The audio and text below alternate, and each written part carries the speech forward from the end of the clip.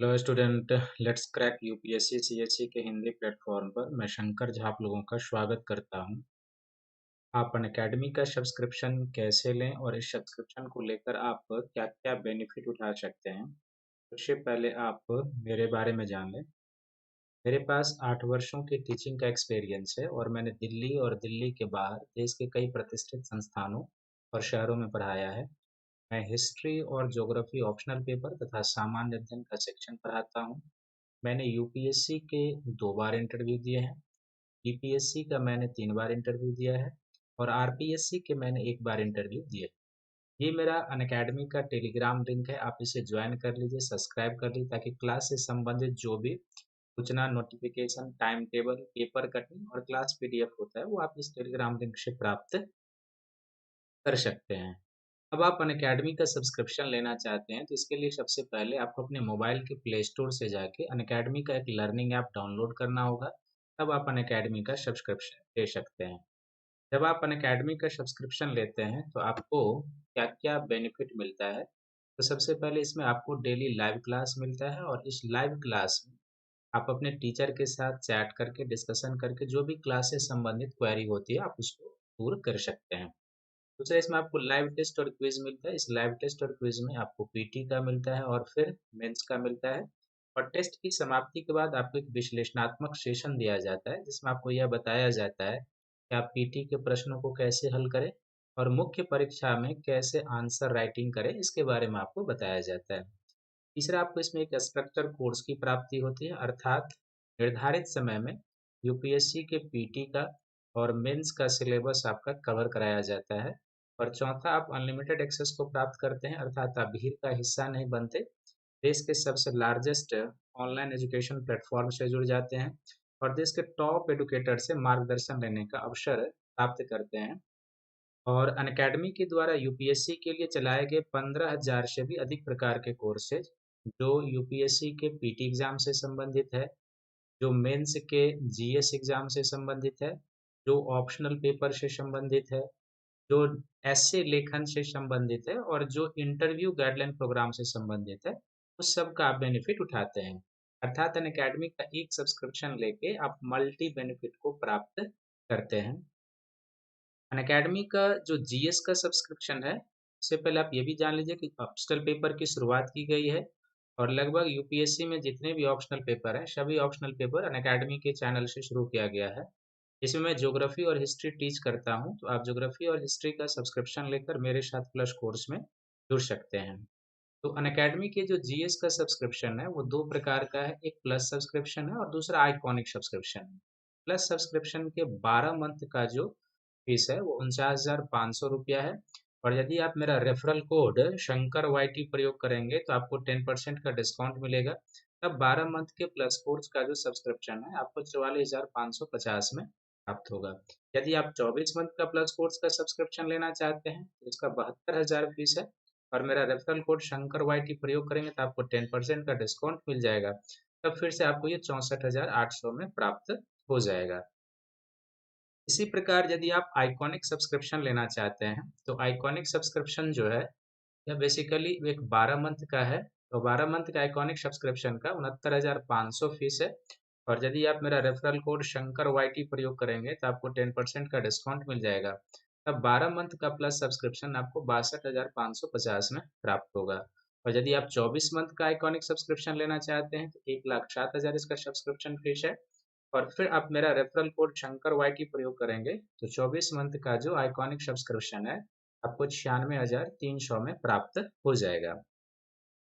आप सेपरेट रूप से ऑप्शनल पेपर का भी सब्सक्रिप्शन ले सकते हैं और जब सेपरेटली आप ऑप्शनल पेपर का सब्सक्रिप्शन लेंगे, 12 मंथ की ऑप्शनल पेपर का जो सब्सक्रिप्शन फीस है वो 27,500 रुपया है और यदि आप मेरा रेफरल कोड शंकर वाईटी प्रयोग करेंगे तो आपको 10% का डिस्काउंट मिल जाएगा। तब 12 मंथ के ऑप्शनल पेपर का सब्सक्रिप्शन आपको 24,750 में प्राप्त हो जाएगा। तो आप अनअकैडमी के 1 या 2 वर्ष का प्लस और आइकॉनिक सब्सक्रिप्शन लें, ऑप्शनल पेपर का भी सब्सक्रिप्शन लें और मेरे साथ आप प्लस कोर्स में जुड़ें जिसमें मैं आपका ज्योग्राफी हिस्ट्री ऑप्शनल पेपर में मार्गदर्शन करूंगा और फिर जीएस के सामान्य अध्ययन के जो महत्वपूर्ण सेक्शन है उसमें मैं आपका मार्गदर्शन करूंगा।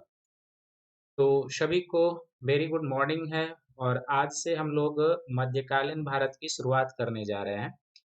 तो बेसिकली मध्यकालीन भारत की शुरुआत करने से पहले अब थोड़ा सा हम इसमें इस पर चर्चा करेंगे कि सिलेबस में क्या क्या हमें पढ़ना है। वैसे यूपीएससी का जो पीटी और मेंस का सिलेबस है, तो ये प्री और मेंस करके चलेगा। तो सिलेबस में बहुत जो है सो क्लियरिफाई तो नहीं रहता है, लेकिन हम लोग देख लेंगे कि मध्यकालीन भारत में हमको कहाँ से कहाँ तक का इतिहास पढ़ना है, कौन कौन सा टॉपिक पढ़ना है और किस स्रोत के सहारे पढ़ेंगे। वो तो स्रोत तो हम लोगों का क्लियर है कि हम लोग जो सतीश चंद्रा की मध्यकालीन भारत की पुरानी वाली एनसीईआरटी है, उस पर आधारित अपनी क्लास चलेगी। और मध्यकालीन भारत में जब हम लोग 1206 से लेके 1707 तक के इतिहास का अध्ययन करेंगे, तो इस बीच में हम लोगों को क्या क्या टॉपिक पढ़ना है, कैसे वो क्लासेज चलेगी, वो आप ध्यान से एक बार देख लीजिए, तब हम आपको आज के टॉपिक में लिए चलेंगे। तो जब हम मध्यकालीन भारत की बात करते हैं, तो जाहिर सी बात है कि इसमें दो मुख्य राजवंश और कुछ हम क्षेत्रीय राजवंश के बारे में पढ़ेंगे, और कुछ और जो अफगान और मराठों के अधीन साम्राज्य बने उसके बारे में हम लोग पढ़ेंगे। तो 1206 से लेके 1526 तक का जो इतिहास है वो दिल्ली सल्तनत का इतिहास है।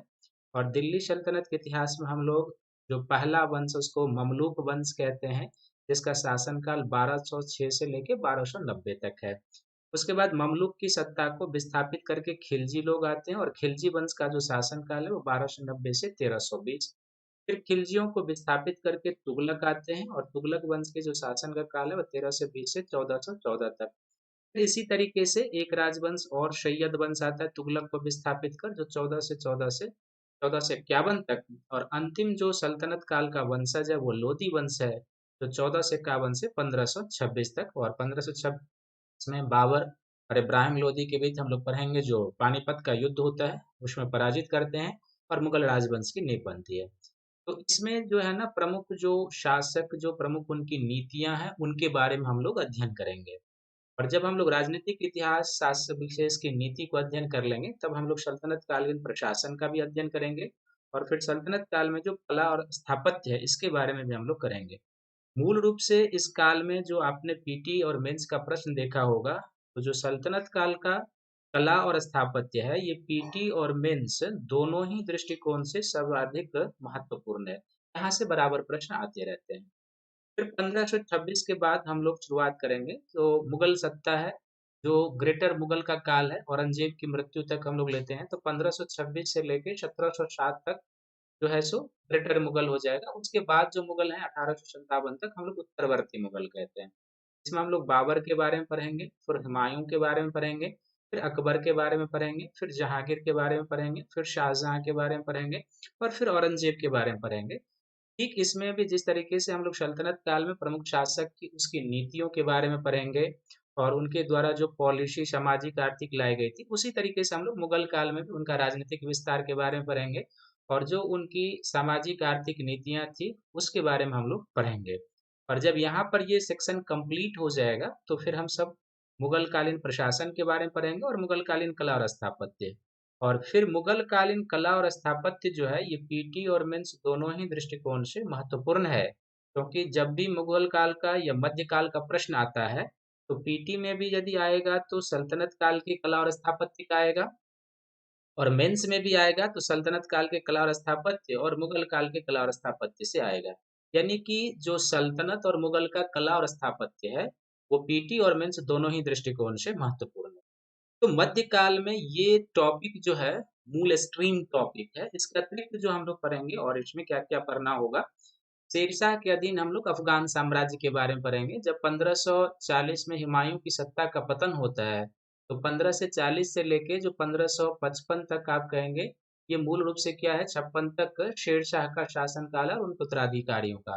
कुछ समय के लिए हुमायूं भी 1556 में शासक बनते हैं अफगान की सत्ता को, लेकिन यहाँ पर शेरशाह और उसके अधीन जो अफगान साम्राज्य, उनका जो प्रशासन होगा उसके बारे में हम लोग अध्ययन करेंगे। फिर शिवाजी के अधीन जो मराठों का साम्राज्य होता है, वो भी हम लोग इस मध्यकालीन भारत के अधीन कर लेंगे।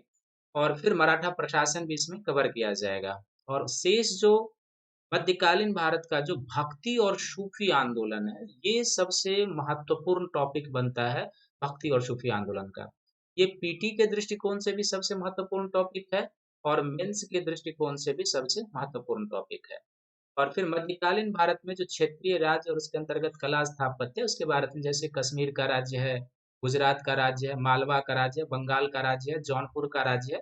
इन सभी क्षेत्रीय राज्यों के बारे में हम लोग पढ़ेंगे कि कैसे इनका उत्थान हुआ और किस तरीके से ये चीजें बनी थी। कुल मिलाकर इतना जो है सो आपको मध्यकालीन भारत के इतिहास में पढ़ना है, पीटी और मेंस के लिए।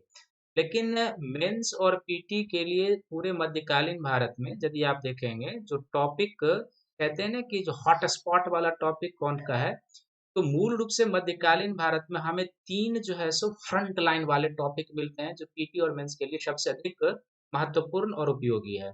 इसमें पहला हो जाएगा जो सबसे महत्वपूर्ण और उपयोगी है, वो है सल्तनत।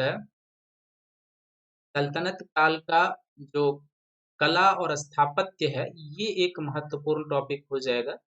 इसी तरीके से दूसरा जो महत्वपूर्ण टॉपिक हो जाएगा, वो जो मुगल काल का कला और स्थापत्य है वो हो जाएगा। और तीसरा जो सबसे महत्वपूर्ण टॉपिक इन दोनों से भी वो हो जाएगा, जो मध्यकाल का भक्ति और सूफी आंदोलन है। ये भक्ति और सूफी आंदोलन सबसे महत्वपूर्ण टॉपिक हो जाएगा। यहाँ मेन से भी आते हैं, पीटी में भी आएंगे, कई बार इस तरीके से प्रश्न यहाँ से आए हैं। तो ये तीन टॉपिक जो है सबसे महत्वपूर्ण है।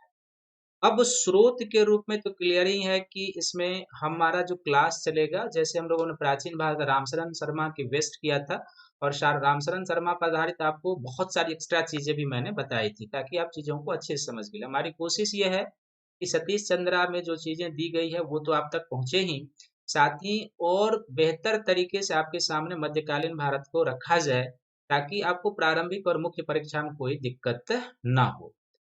यहाँ से यदि ऑल ओवर आप देख लेंगे, तो यदि हम मराठों को छोड़ दें, तो मूल रूप से जो 1206 से लेके 1707 तक का इतिहास हम लोग पढ़ेंगे। ये मूल रूप से क्या है कि भारत में जो इस्लाम का आगमन होता है, तो इस्लाम का जो इतिहास है वो हम लोग पढ़ेंगे। तो जाहिर सी बात है कि जब हम लोग इस्लाम के इतिहास को पढ़ेंगे, तो इसमें हमें कुछ और पीछे जाने की जरूरत पड़ेगी। हमने तो शुरुआत की है यहाँ से सिलेबस के रूप में, मध्यकालीन भारत के रूप में आपको कहाँ से पढ़ना है वो मैंने बताया है कि सल्तनत काल का जो 12 से 6 से है वहां तक पढ़ेंगे। लेकिन जाहिर सी बात है कि जब हम लोग सल्तनत काल के इतिहास को पढ़ेंगे तो हमें पूरे इस्लामिक शासन प्रणाली को समझने के लिए मध्यकालीन भारत के राजतंत्र, उसके स्वरूप, उसके प्रशासनिक व्यवस्था को समझने के लिए हमें कुछ पीछे भी जाना होगा, तब हम बेहतर तरीके से इसको समझ पाएंगे।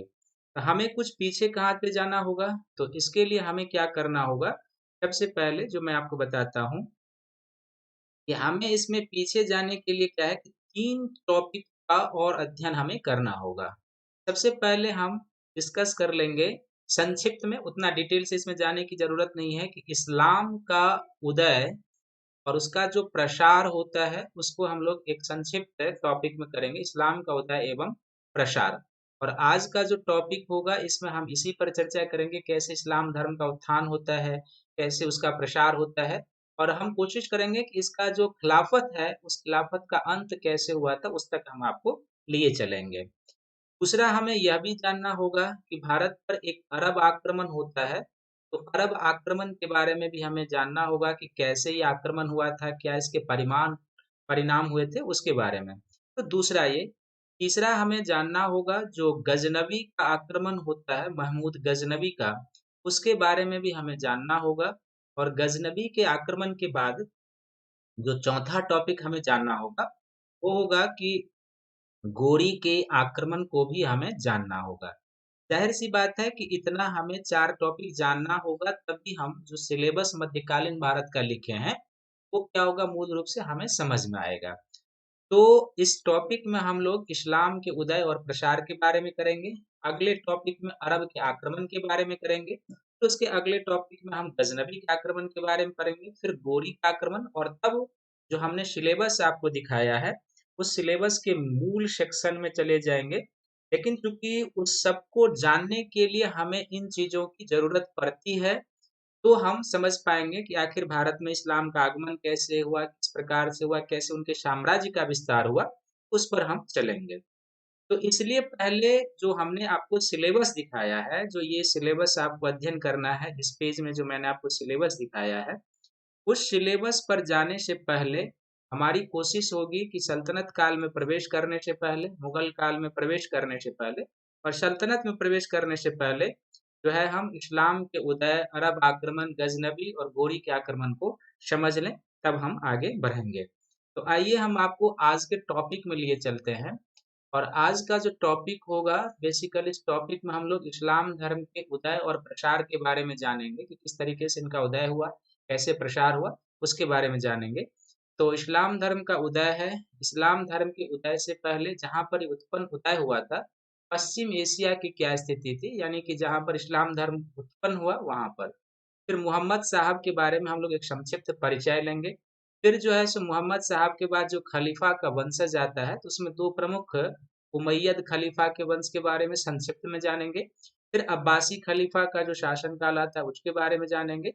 और फिर खलीफा के प्रभाव में कमी और खिलाफत का अंत कैसे होता है, ये पूरे हम जाएंगे। सभी को पता होगा कि 1919 में जो सिवर्ष की संधि हुई थी, जब प्रथम विश्व युद्ध अंत हुआ था, तो सिवर्ष की संधि हुई थी और उसके बाद वहां पर कुछ तुर्की में सुधार हुए थे। और तुर्की में सुधारों के बाद जो वहां के मुस्तफा कमाल पाशा थे, जिन्हें अतातुर्क के नाम से जाना जाता है, उन्होंने खिलाफत का अंत कर दिया था और नई राजनीतिक परिपाटी की शुरुआत। तो इसी पर आज का टॉपिक केंद्रित रहेगा। तो सबसे पहले इस्लाम धर्म के उदय से पहले हम जहां पर इस्लाम धर्म उदय हुआ वहां पर ले चलते हैं आपको, ताकि आप पूरी पृष्ठभूमि को समझ लें और किस तरीके से इनका उदय हुआ, तब हम आपको लिए चलेंगे। तो सबसे पहले आप आ जाएं इस टॉपिक में कि इस्लाम धर्म के उदय से पहले पश्चिम एशिया की स्थिति। ये सऊदी अरब है और यहीं पर ये जो एरिया है आप देख रहे हैं, यहीं पर मक्का मदीना सऊदी अरब में ये एरिया जो है इस्लाम के उदय का स्थल है। ठीक है, यहीं पर मोहम्मद साहब का जन्म हुआ था, इस्लाम का उदय यहीं पर हुआ था। और ये एरिया जो इस्लाम के उदय का एरिया है, तो जब इस्लाम अपने पूरे वर्चस्व के विस्तार में था, तो यहाँ पर जब आप लिखेंगे तो इस्लाम का साम्राज्य पश्चिम में स्पेन से लेकर पूर्व में मंगोलिया तक, यानी यहाँ तक, और दक्षिण में जब जाएंगे तो आधा अफ्रीका को कवर करते हुए ये सब पूरा जो हो जाएगा। एक समय था भारत भी पूरा कवर किए हुए थे लगभग, और ये पूरा का पूरा जो एरिया हो जाएगा ये इस्लाम साम्राज्य के अंतर्गत आता था। ये जो मैं छायांकित भाग बना रहा हूँ, और मध्य एशिया में ऊपर की ओर चले जाएंगे तो ये पूरा का पूरा जो एरिया था एक समय इस्लाम के अधीन होता था, यानी कि स्पेन से लेके मंगोलिया, अफ्रीका से लेके जो भूमध्य सागरीय अफ्रीका का जो देश है अधिकांश उसके अधीन थे। फिर जो सेंट्रल एशिया है, मध्य एशिया, पश्चिम एशिया सबका देश, ये सब भारत, सभी देश इसमें शामिल थे, क्योंकि भारत में भी इस्लाम का उदय था और मुगल काल तक हम इसमें देखते ही हैं। तो ये जो इतने बड़े इस्लाम साम्राज्य का निर्माण हुआ और किस तरीके से इनका प्रसार हुआ, उसी के बारे में जानना है।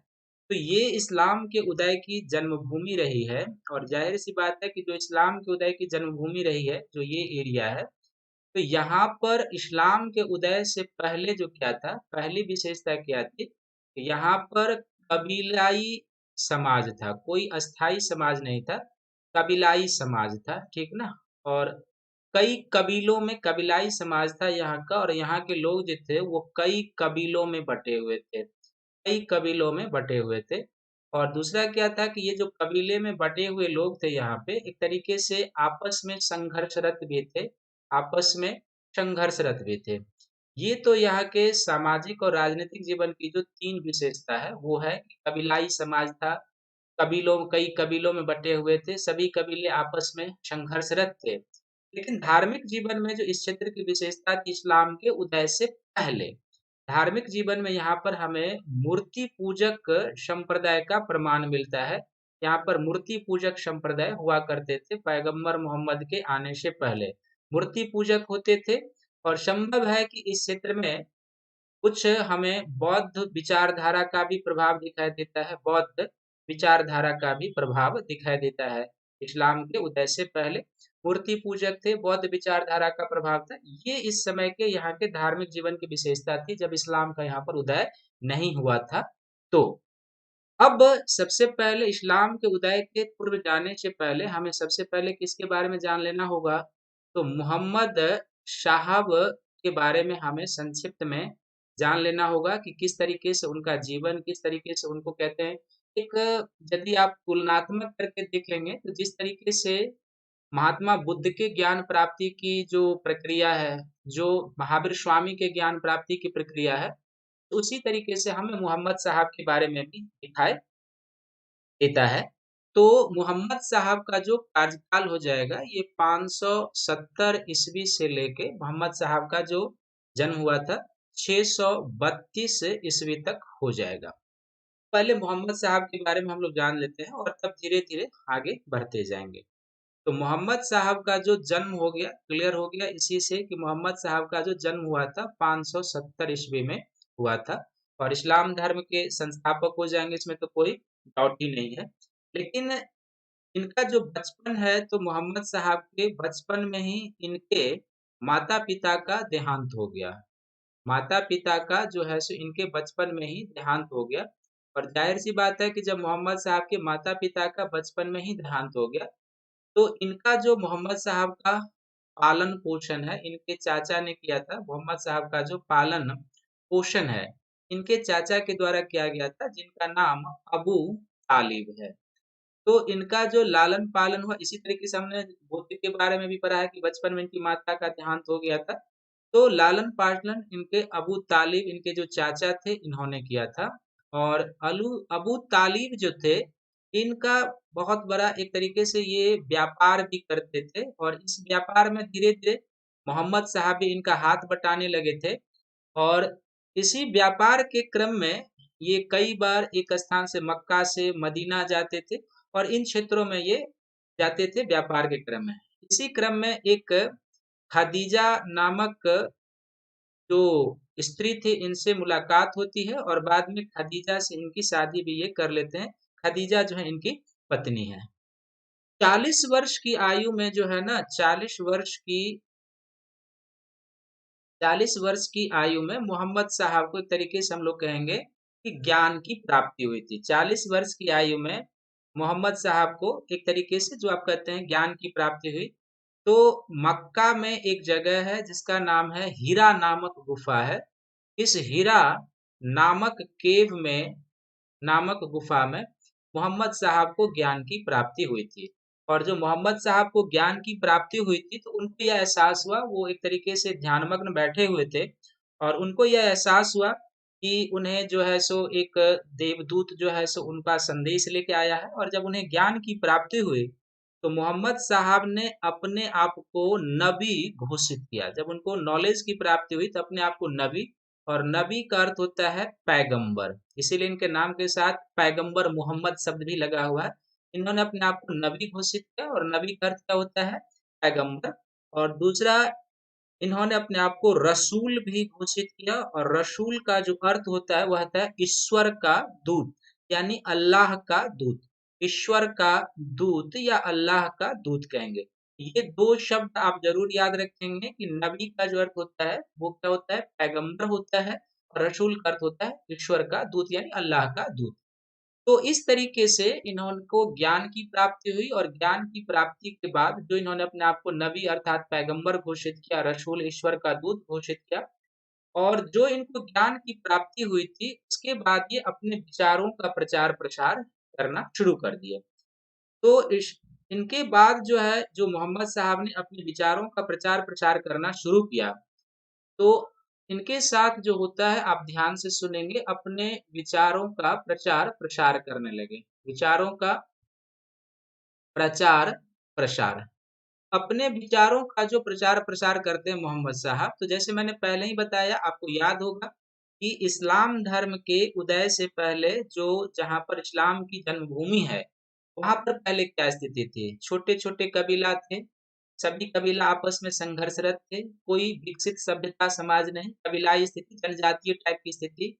वहां पर मूर्ति पूजक संप्रदाय है, संभव है कि बौद्धों का भी कुछ संप्रदाय है। तो इन्होंने अपना विचार प्रचार प्रसार करना शुरू किया और जिन क्षेत्रों में ये प्रचार करने जाते थे वहां पर सबसे पहले इन्होंने मूर्ति पूजा का विरोध किया। मूर्ति पूजा का विरोध करना शुरू किया अपने विचारों के प्रचार के क्रम में। मूर्ति पूजा का विरोध करना शुरू किया। विभिन्न देवताओं को मानने के स्थान पर इन्होंने एक ईश्वर को मानने का उपदेश दिया कि, और सबसे एक अल्लाह पर विश्वास, एक अल्लाह पर विश्वास करने, एक अल्लाह पर विश्वास करने को कहा, अल्लाह का जो इनको उपदेश मिला था विश्वास। फिर इन्होंने मूर्ति पूजा के साथ-साथ जो विभिन्न देवी-देवता उनका भी जो वहाँ पर पूजा होता था इस्लाम के पहले, विभिन्न देवी-देवताओं के पूजा का इन्होंने विरोध करना शुरू किया और मूल रूप से एक अल्लाह की इबादत पर इन्होंने जोर देना शुरू किया।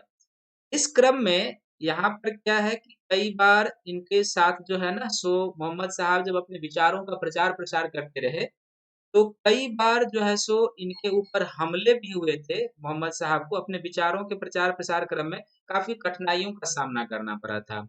और जब ये मक्का में अपने विचारों का प्रचार-प्रसार कर रहे थे सऊदी अरबिया के आस-पास, सऊदी अरबिया के क्षेत्रों में, इन पर कई सारे हमले भी हुए थे। और एक ही हमले के क्रम में क्या हुआ कि वो यहाँ पर लगभग 622 ईस्वी में मोहम्मद साहब क्या हुआ कि मक्का से मदीना चले गए। मक्का से कहाँ चले गए? मदीना चले गए।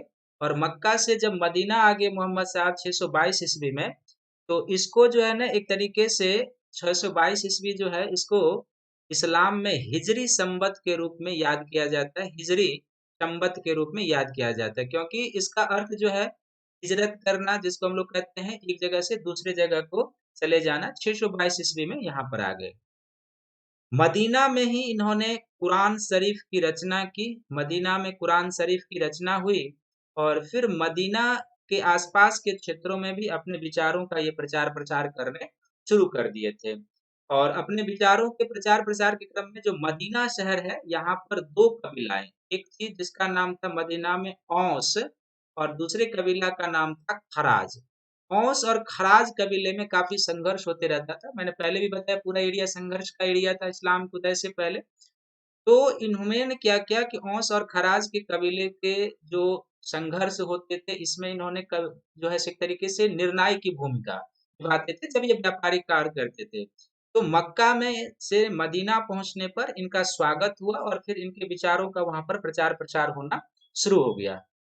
जाहिर सी बात है कि जब मोहम्मद साहब की मृत्यु होती है 632 ईस्वी में, जब मोहम्मद साहब की मृत्यु होती है, तो इस्लाम का एक बहुत बड़ा एरिया विस्तार के रूप में हो चुका था। लगभग आप मान सकते हैं कि जो तुर्की का एरिया है, जो सीरिया का एरिया है, यानी कि मोहम्मद साहब के शहादत के समय एक तरीके से हम ये कह सकते हैं कि मोहम्मद साहब के शहादत के समय, जब उनका शहादत हुआ 632 में, इस्लाम का साम्राज्य जो है वो एक अच्छे भौगोलिक एरिया में विस्तृत हो चुका था। और अच्छे भौगोलिक एरिया में विस्तृत हो चुका था। इन क्षेत्रों में खासकर ये जो तुर्की का एरिया है, जो सीरिया का एरिया है, इन क्षेत्रों में जो सऊदी अरब का मक्का मदीना सब का एरिया है, इन क्षेत्रों में इस्लाम का प्रचार, उनके विचारों का प्रचार प्रसार हो चुका था। और प्रारंभ में इस्लाम का तेजी से प्रसार भी हुआ। ये भी ध्यान रखेंगे कि मोहम्मद साहब के विचारों का काफी तेजी से प्रचार प्रसार हुआ था। और तेजी से प्रचार प्रसार हुआ था, इसके कई सारे कारण थे। एक तो मोहम्मद साहब एक नवीन विचारधारा लेकर आए थे और इस नवीन विचारधारा को लोगों ने तेजी से अपनाया। दूसरा, प्रारंभ में इस्लाम में एक तरीके से एकेश्वरवाद का संदेश था। जैसे मैंने पहले ही देखा कि इन्होंने विभिन्न देवी देवताओं के स्थान पर एक अल्लाह की इबादत की, प्राथमिकता दी कि उनकी आप इबादत करें। दूसरा, इसमें आप देखते हैं कि पहले इस्लाम में बंधुत्व की भावना थी, जो भाईचारे और बंधुत्व की भावना कहते हैं वो। तो एक नवीन विचारधारा था, एकेश्वरवाद का संदेश लेकर आए थे, बंधुत्व की भावना लेकर आए थे। इसके कारण इस्लाम का काफी तेजी से प्रचार प्रसार होता है। लेकिन जब पैगंबर मोहम्मद की मृत्यु होती है, तो ध्यान से सुनेंगे कि किस तरीके से यहाँ पर क्या होता है, वो आप ध्यान से देखेंगे।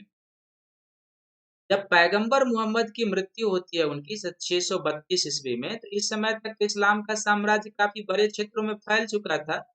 लेकिन मोहम्मद साहब ने अपना उत्तराधिकारी किसी को नियुक्त नहीं किया था। जब इनकी शहादत होती है, इनका इंतकाल भी होता है, उत्तराधिकारी नहीं नियुक्त किया था इन्होंने। और जब इन्होंने उत्तराधिकारी नियुक्त नहीं किया था, तो इनके शहादत के बाद जो है मदीना में एक जनसभा का आयोजन किया जाता है। और मदीना में एक जनसभा के आयोजन में जनसाधारण के द्वारा जो है अबू बक्र को जनसाधारण के द्वारा अबू बक्र को मोहम्मद साहब का एक तरीके से उत्तराधिकारी कह सकते हैं, क्योंकि उत्तराधिकारी तो उन्होंने बताया नहीं था, तो हम ये कह सकते हैं कि मोहम्मद साहब ने जो इस्लाम के प्रचार प्रसार से साम्राज्य बनाया था, उसके प्रमुख बन गए अबू बक्र। और उसके जो प्रमुख बन गए तो उसी के साथ खलीफा के पद की शुरुआत हो गई, यानी कि मोहम्मद साहब के बाद इस्लाम के राज्य का जो संरक्षक थे, जो विस्तार करने वाले थे इस्लाम के विचारों को, एक तरीके से खलीफा जो धार्मिक पद के रूप में होता था, ये ध्यान में रखेंगे। तो खलीफा के पद की जो शुरुआत होती है वो मोहम्मद साहब के इंतकाल के बाद शुरू हो जाती है, और तब यहाँ से खलीफा के वंश की शुरुआत होती है, पहली वंश की शुरुआत होती है, जिसको हम लोग कहते हैं, अब आगे आपको लिए चलते हैं, जिसको हम लोग कहते हैं उमैयद वंश कहते हैं। इस्लाम धर्म और मोहम्मद साहब के बारे में आपने जान ही लिया है।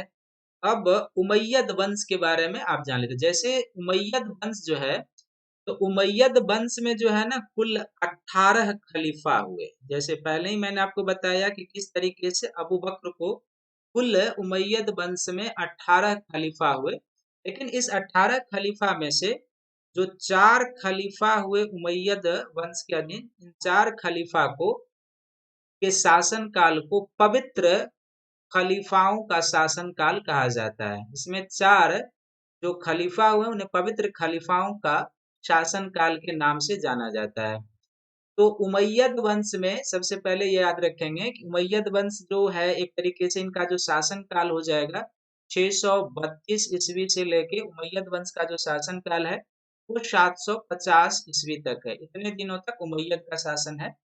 और उमैयद वंश के समय में जो 18 खलीफा हुए, इसमें 4 पवित्र खलीफा, और इस 4 पवित्र खलीफा में जो पहले पवित्र खलीफा है इनका नाम जो है, जैसे पहले जो चुने गए उनका नाम है अबू बक्र।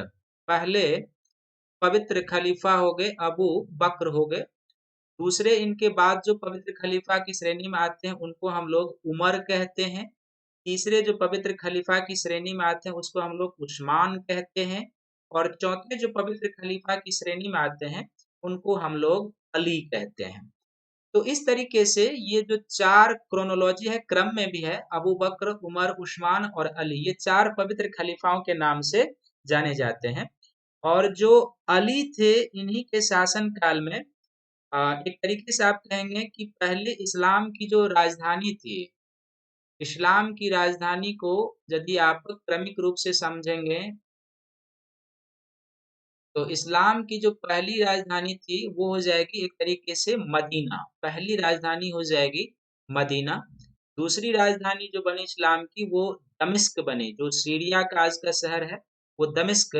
और तीसरी खलीफाओं के शासन काल में इस्लाम की राजधानी बनी इराक का बगदाद कहते हैं। तो दमिश्क जो मदीना हो गया एक तरीके से मोहम्मद साहब के शासन काल में, और जो उमैयद शासन काल है उसके भी कुछ समय में मदीना रहता है। बेसिकली ये जो अली का शासन काल है, अली के शासन काल में मदीना से दमिश्क, मदीना से दमिश्क इस्लाम की राजधानी को स्थापित बनाया गया, दमिश्क आ गया। दमिश्क को जो है कई स्रोतों में कूफा के नाम से भी जाना गया, कूफा कहा जाता है राजधानी। दमिश्क और कूफा समानार्थी है, ये याद रखेंगे। लेकिन ये जो अली हैं, ध्यान से सुनेंगे कि अली के जो लड़के थे, हसन नाम था इनका। अली के लड़के जो थे, इनके जो पुत्र हैं, पुत्र का नाम हसन है। तो अली के जो पुत्र हसन हैं, हसन को खलीफा चुना गया, ठीक ना। अली के बाद हसन को खलीफा चुना गया था। लेकिन अली ने क्या किया, अपना पद त्याग दिया। इनका जो अमीर था, अमीर एक प्रकार का इस्लाम में प्रशासनिक पद, खलीफा के लिए इन्होंने अपना पद त्याग दिया और अपने अमीर मुआविया को इन्होंने, मुआविया या मुआविया लिखते हैं, मुआविया को पद दे दिया। तो मुआविया को पद दे दिया इन्होंने। यानी कि इस तरीके से ये ध्यान रखेंगे कि अबू बक्र, उमर, उस्मान और अली, अली के समय में एक प्रमुख मदीना से दमिश्क आ जाती है राजधानी, और इन्होंने अपने पुत्र हसन के फेवर में गद्दी त्यागा, उनको अपना उत्तराधिकारी बनाना चाहा। चुना भी गया था हसन को, लेकिन इन्होंने क्या किया कि मुआविया के पक्ष में गद्दी छोड़ दिया। और मुआविया ने क्या किया कि जब मुआविया के पक्ष में गद्दी छोड़ दिए तो मुआविया भी कुछ समय तक शासन करते हैं। और मुआविया ने अपने पुत्र यजीद, मुआविया के पुत्र का नाम था यजीद। इन्होंने अपने पुत्र को अपना उत्तराधिकारी घोषित कर दिया। और यहीं से इस्लाम में क्या हो गया कि एक तरीके से जब उत्तराधिकारी इन्होंने बना दिया अपने पुत्र को, तो वंशानुगत एक तरीके से ये हो गया। तो कभी कभी ये प्रश्न पूछा भी जाता है, ये याद रखेंगे कि मुआविया ने ये पद वंशानुगत कर दिया जब अपने पुत्र यजीद को अपना उत्तराधिकारी घोषित कर दिया। तो कुछ उमैयद वंश के समय में जो इस्लाम धर्म का, इसके समय में भी इस्लाम के साम्राज्य का काफी प्रचार प्रसार हुआ और काफी क्षेत्र का विस्तार हुआ। उमैयद के बाद जो शासनकाल और इस्लाम का विस्तार होता है वो आते हैं अब्बासी खलीफा, ठीक ना। तो अब्बासी खलीफाओं का जो शासन काल है, लगभग ये लोग 500 वर्षों तक शासन करते हैं। अब्बासी खलीफा लोग 500 वर्षों तक। और अभी आपको मैंने बताया कि अब्बासी खलीफाओं के शासन काल में जो इस्लाम की राजधानी हुआ करती थी वो बगदाद स्थानांतरित कर देगी। दमिश्क से कहा गया बगदाद, अब्बासी खलीफाओं ने ही स्थानांतरित कर लिए थे। अब्बासी खलीफा का इसमें तो बहुत सारे हैं, ये ध्यान में रखेंगे कि जो एक तरीके से एक, यदि आप इसको बड़े तौर पर देखेंगे तो जो 750 ईस्वी में 750 ईस्वी में एक युद्ध होता है। और उस युद्ध का नाम है 750 ईस्वी में, जिसको हम लोग कहते हैं जब का युद्ध कहते हैं। ये जो जब का युद्ध है, ये युद्ध हुआ था जो अंतिम उमैयद खलीफा थे। अंतिम उमैयद अंतिम उमैयद खलीफा, और अंतिम उमैयद खलीफा जो थे इनका नाम है मरवान द्वितीय। मरवान द्वितीय, अंतिम उमैयद खलीफा मरवान द्वितीय को जो है सो पराजित करते हैं अब्बासी शासक, और फिर इनकी जो है सो इंतकाल हो जाती है। और इसके बाद जो है सो अब्बासी खलीफाओं का शासन काल शुरू हो जाता है।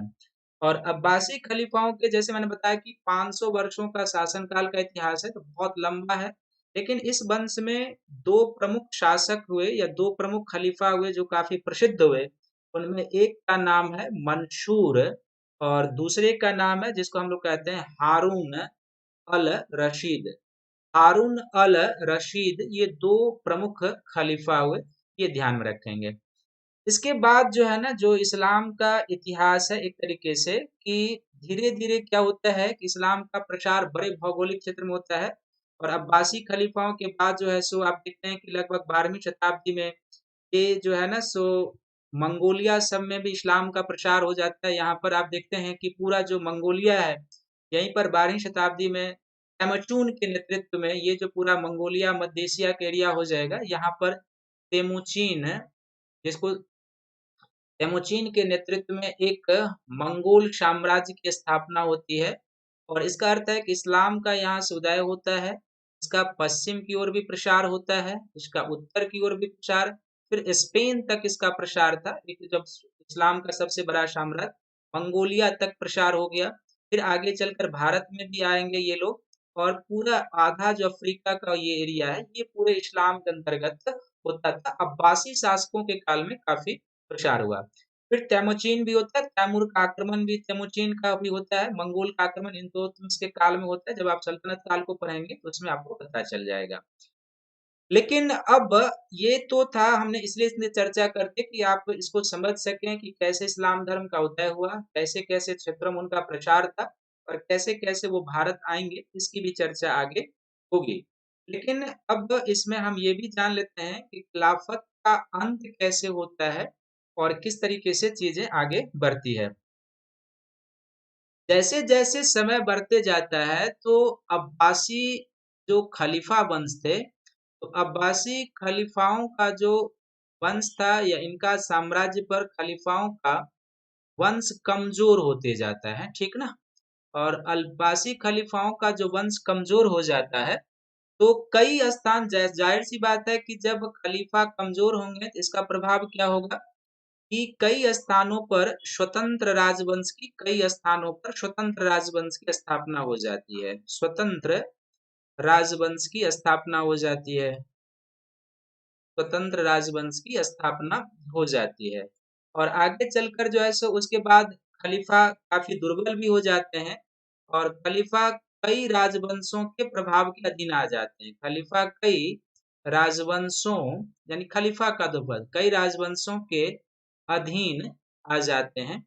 और खलीफा जो कई राजवंशों के अधीन आ जाते हैं, तो जाहिर सी बात है कि तुर्की रक्षकों के अधीन जो गजनबी हैं, कुछ इनका प्रभाव कम हो जाता है और तुर्की रक्षकों के अधीन रहते हैं। तो ये समय है लगभग 842 से लेके जो एक तरीके से आप कहेंगे 845 तक। ये 3 वर्ष ये लोग तुर्की रक्षकों के अधीन रहते हैं। फिर कुछ समय तक खलीफा का वर्चस्व कम करने में हुवाइदीनों हुवाइहिदों बुहाइदों का भी हाथ होता है। और बुहाइदों के प्रभाव से लगभग 945 से लेके जो 1031 तक है, ये खलीफा इनके प्रभाव में रहते हैं। फिर इसके बाद खलीफाओं के प्रभाव सैलजुक तुर्क का उत्थान होता है। बहुत बड़ा साम्राज्य था सैलजुक तुर्क, यही हमने बताया कि जो स्वतंत्र राजवंश बनते जाते हैं। तो सैलजुक तुर्क के उत्थान से भी इनकी कमी आती है। और इसी को हम लोग ख्वारिज्मी सेल्जुक तुर्क को एक तरीके से ख्वारिज्मी सुल्तान कहते हैं। तो ख्वारिज्मी सुल्तान, ख्वारिज्म का एरिया कहाँ है ये आगे आपको बता देंगे। इन सब के क्षेत्रीय राजवंशों के उदय से क्या होता है, खलीफा इनके प्रभाव में आ जाते हैं और खलीफा के वर्चस्व में कमी आनी शुरू हो जाती है। और लगभग क्या होता है कि 1258 ईस्वी में आकर एक मंगोल नेता है जिनका नाम है हलाकू। मंगोल नेता हलाकू के द्वारा क्या किया जाता है, जो अंतिम अब्बासी खलीफा होते हैं, मंगोल नेता हलाकू के द्वारा अंतिम अब्बासी खलीफा की हत्या कर दी जाती है। और जब अंतिम अब्बासी खलीफा की हत्या कर दी जाती है, तो एक तरीके से आप कह सकते हैं कि यहाँ पर खिलाफत का इन्होंने अंत कर दिया, उस मूल खलीफा का अंत कर दिया जो शुरू से चला रहा था। क्योंकि पैगंबर मोहम्मद के बाद आपने देखा उमैयद वंश काफी लंबे समय तक शासन, उमैयदों की खलीफा परंपरा को विस्थापित करके अब्बासी लोग आए 500 वर्षों तक। और अब्बासी शासक धीरे धीरे खुद भी कमजोर हुए, उनके खलीफा कई उनके कमजोर होने से कई स्वतंत्र राजवंशों का उदय हुआ।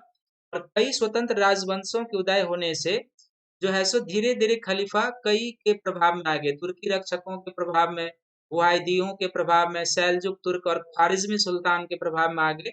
और 1258 में मंगोल नेता हलाकू के द्वारा अंतिम अब्बासी खलीफा का बंद हत्या कर दी गई और इस तरीके से खिलाफत का अंत हो गया। लेकिन आपको यहाँ पर यह भी ध्यान रखना है कि अब्बासी खलीफा के अंतिम अब्बासी खलीफा की हत्या के बाद भी खलीफा की परंपरा चलती रही। ये ध्यान में रखेंगे, यहाँ पर नहीं, खलीफा की परंपरा चलती रही।